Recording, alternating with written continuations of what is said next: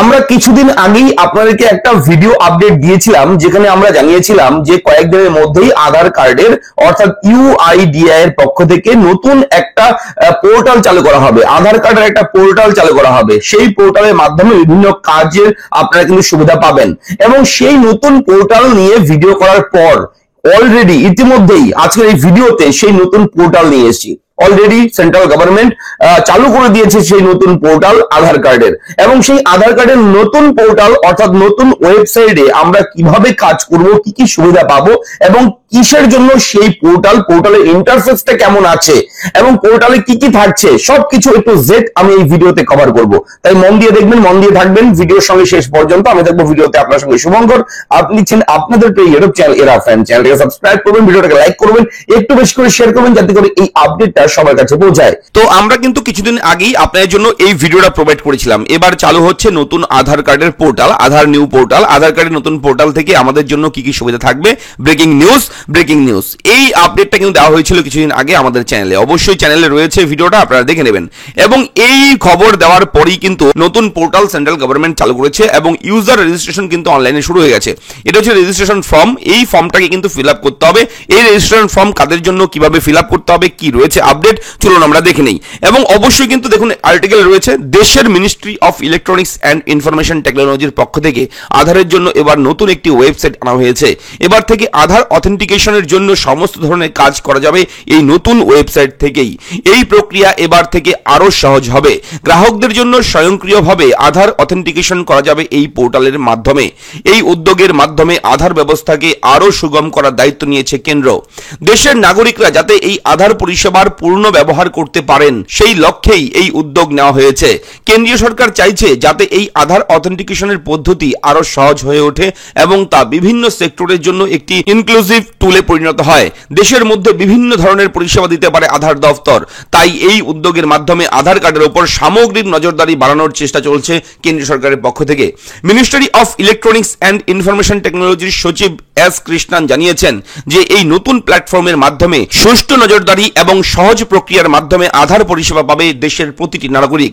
সরকারের এই সিদ্ধান্তের মাধ্যমে যে সমস্ত ক্ষেত্রে আধার অথেন্টিকেশন ব্যবহার করা হয় সেই ক্ষেত্রগুলো আরো বাড়বে এবং একে জালিয়াতি বা প্রতারণার মাত্রা কমবে বলেই জানানো হয়েছে।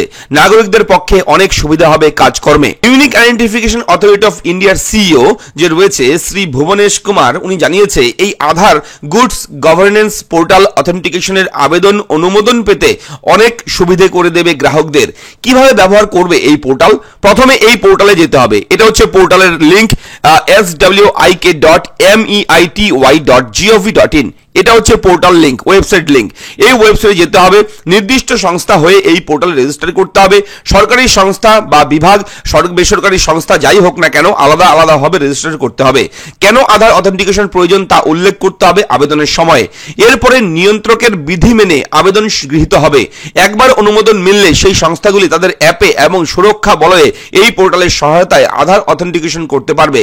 কি কি কাজ করবে এই পোর্টাল? সুরক্ষা আরো মজবুত করবে, ওটিপি ভিত্তিক অথেন্টিকেশনের উপর নির্ভরতা কমবে, সর্বত্র বায়োমেট্রিক ভিত্তিক অথেন্টিকেশনের ব্যবহার বাড়িয়ে তুলবে। যে কোনো ইন্ডাস্ট্রিতে সার্ভিস প্রোভাইডারদের ক্ষেত্রে এই কেওয়াইসি পদ্ধতি আরো সহজতর করে তুলবে। তো বিষয়টা আশা করি বুঝতে পেরেছেন। তো এবার আমি চলে যাচ্ছি ওয়েবসাইটে। ওয়েবসাইটটা হচ্ছে এটা হচ্ছে ওয়েবসাইট। আমি একদম হোম পেজ দেখাচ্ছি। Ministry of electronics and information technology, government of India. Aadhaar কার্ডের অফিসিয়াল লগো রয়েছে এখানে, দেখতে পাচ্ছেন।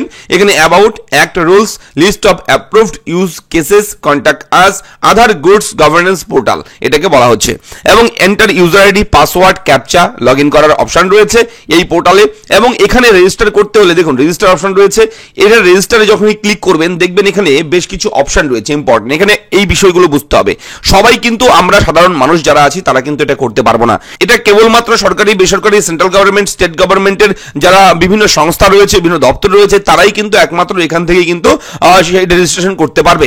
এটা কিন্তু সাধারণ পাবলিকদের জন্য কিন্তু নয় এই ওয়েবসাইটটা, এটা বলে রাখি। আমরা কিন্তু কোনো রকম কাজ এখান থেকে করতে পারবো না। এখানে দেখুন প্রথমে রয়েছে সেন্ট্রাল গভর্নমেন্ট, স্টেট গভর্নমেন্ট। যদি আপনি স্টেট গভর্নমেন্ট চুজ করেন দেখবেন স্টেট এখান থেকে পশ্চিমবঙ্গ, ওয়েস্ট বেঙ্গলের নাম পেয়ে যাবেন। এরপরে ওয়েস্ট বেঙ্গল শুধু নয়, এখানে ভারতবর্ষের সমস্ত রাজ্যেরই নাম থাকবে। যেটা রাজ্য আপনার চুজ করবেন। ডিপার্টমেন্ট, কোন department? Finance department, law department. Other হলে আদার ক্লিক করবেন। অর্গানাইজেশন আদার থাকলে আদার করবেন। এখানে লিখতে হবে ডিপার্টমেন্টের নাম, অর্গানাইজেশন নেম লিখতে হবে, ঠিক আছে।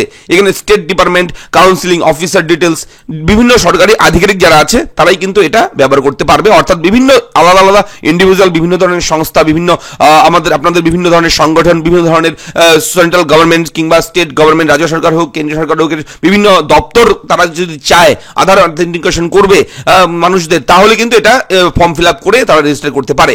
এবং এতে কি হবে, এর মাধ্যমে আধার অথেন্টিকেশন করলে কোনো ওটিপির প্রয়োজন পড়বে না। শুধুমাত্র বায়োমেট্রিক, হয়তো আপনার আঙুলের ছাপ কিংবা চোখের রেটিনা, বায়োমেট্রিকের মাধ্যমে কিন্তু আপনার আধার অথেন্টিকেশন করতে পারবে খুব সহজে, ঠিক আছে। এর জন্যই কিন্তু সেন্ট্রাল গভর্নমেন্ট এই ওয়েবসাইটটাকে এনেছে।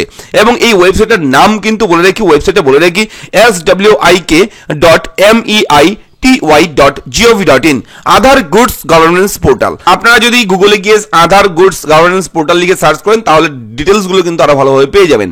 তো এটা হচ্ছে এই মুহূর্তের একটা বড় আপডেট আধারের নতুন পোর্টাল নিয়ে। তো এই ভিডিওটি কেমন লাগলো লিখে জানাবেন। আপনার আধার কার্ড নিয়ে কোথাও কোনো রকম সমস্যা থাকলে আপনারা কমেন্ট করে জানাবেন। আমরা কিন্তু আমাদের চ্যানেল এরা ফ্রেন্ড ইউটিউব চ্যানেলে আপনার জন্য ভিডিও প্রোভাইড করব। দেখা হচ্ছে পরবর্তী ভিডিওতে, ভালো থাকবেন, ধন্যবাদ।